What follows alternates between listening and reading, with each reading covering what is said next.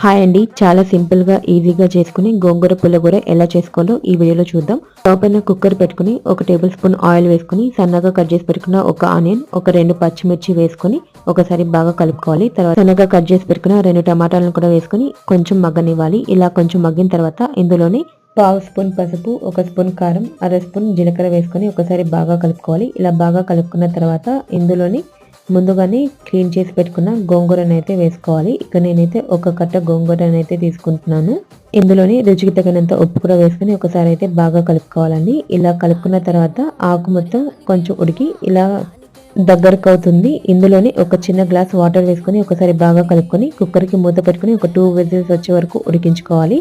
తర్వాత కుక్కర్ మూతను తీసుకొని గోంగూరని ఒకసారి మెదిపేసుకుంటే చాలు. ఎంతో టేస్టీ అయిన గోంగూర పుల్లగూర రెడీ అయిపోయిందండి. వేడి వేడి అన్నంలో చాలా టేస్టీగా ఉంటుంది. వీడియో నచ్చితే లైక్ చేయండి.